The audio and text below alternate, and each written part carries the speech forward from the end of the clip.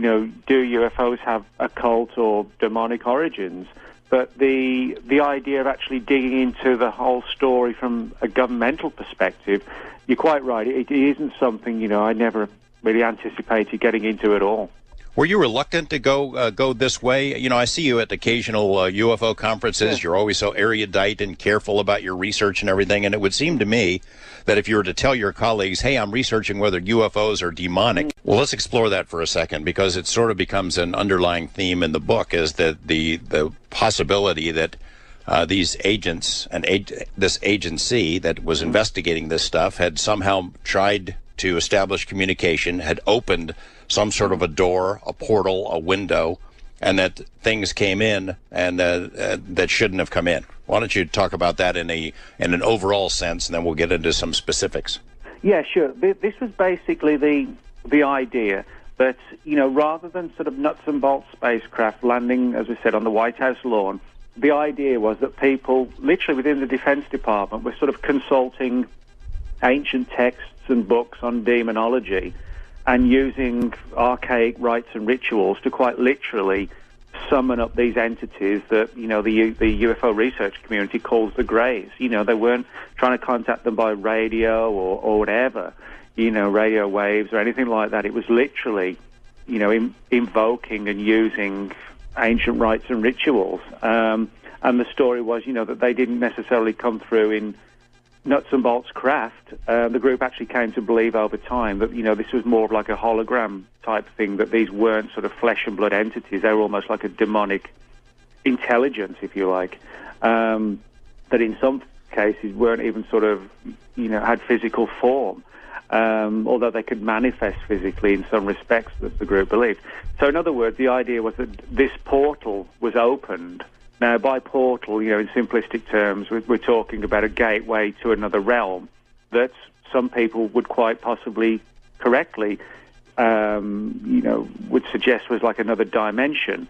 But the group concluded it was literally like a doorway or portal to hell, and allowed these entities to come through in like a deceptive mode of extraterrestrials. And then it was a case of, well, we can actually learn quite a bit if we can harness their powers. But should we try it? Can we actually take on the forces of hell in some sort of Faustian pact?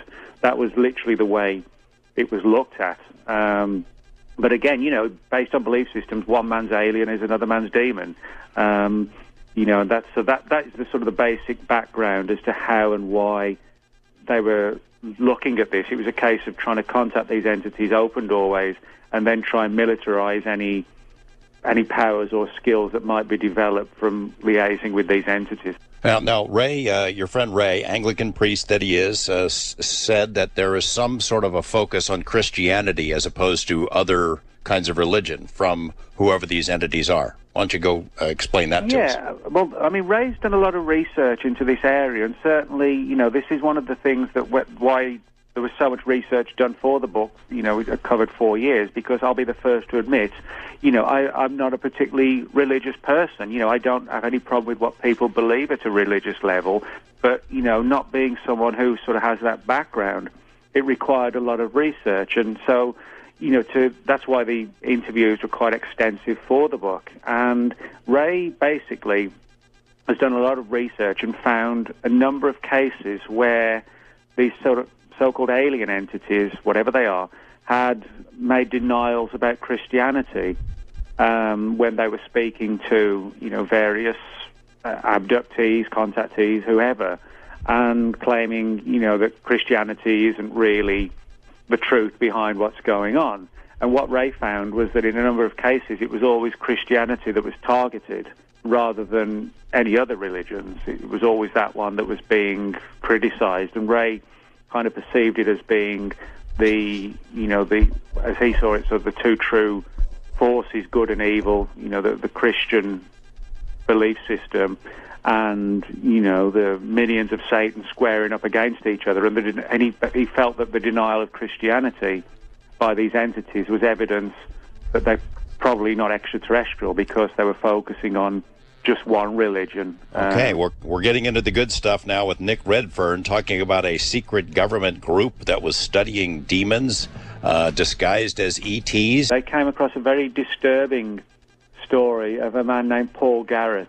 Now, Paul Garrett was a guy who was involved in a car accident in the late 1960s in California and had a near-death experience. And he actually wrote to his local newspaper, and I've got the clipping from the newspaper, and he's basically, a letter to the editor talking about this amazing experience he'd had this accident, and literally, I guess, died, but he was brought back on the operating table and had one of these classic near-death experiences that people talk about. He said he could see himself leaving his body and floating above himself in the operating room. Next thing he knew, he said, I guess his essence, his soul, however you want to term it, was on this, what looked like a totally alien world, and which he literally interpreted to be hell. But he said it wasn't like a hell that he'd ever seen before. It was like a flat landscape, almost how you'd imagine an alien planet might look. And it got kind of disturbing because he said there were just, thousands and thousands of shuffling human beings kind of shuffling around like zombies out of some, a zombie film. And there were these UFO-like craft hovering over them, moving very, very quickly in a fashion that sort of reminded him of like worker bees or fast-moving insects. And they seemed to be extracting some sort of light, like a ball of light, out of the bodies of the people, which he interpreted that these were sort of almost like machine entities, I guess almost like techno-demons extracting human souls from the recently departed. And this story got back to the Collins elite because somebody apparently read it in the newspaper, and the story got back to the intelligence world and onto the Collins elite. And they uncovered a number of stories like this and eventually came to the conclusion that the whole purpose of why this was demonic was because they came to believe that the human soul possesses some sort of energy or is formed of some form of energy which these entities actually can use as sustenance in simplistic terms. In other words, they're harvesting human souls. When I read that chapter, when I read that part of the book, I thought, wow, that rings a bell with me because I had the Lazar story. I'd interviewed Bob Lazar, Area 51, and Bob was reluctant to get into this stuff, but he said somewhere along the line he read a report that talked about the harvesting of souls. Hello, Art. Yes. Hi. I don't have a whole lot of time. Well, look, let's begin by finding out whether you're using this line properly or not. Area 51. Yeah, that's right. Were you an employee or are you now? A former employee. Former employee. I was let go on a medical discharge about a week ago, and I've kind of been running across the country. Oh man, I don't know where to start. They're gonna they'll triangulate on this position really, really soon. So you can't spend a lot of time on the phone. So give us something quick. Okay. Okay. What we're thinking of as aliens are they're extra-dimensional beings that an earlier precursor of the space program made contact with. They are not what they claim to be. They have infiltrated a lot of aspects of the military establishment, particularly the Area 51. The disasters that are coming, the military, I'm sorry, the government knows about them, and there's a lot of safe areas in this world that they could begin moving the population to now, Art. But they're not doing anything. They are not. They want the major population centers wiped out so that the few that are left will be more easily controllable. Discharge.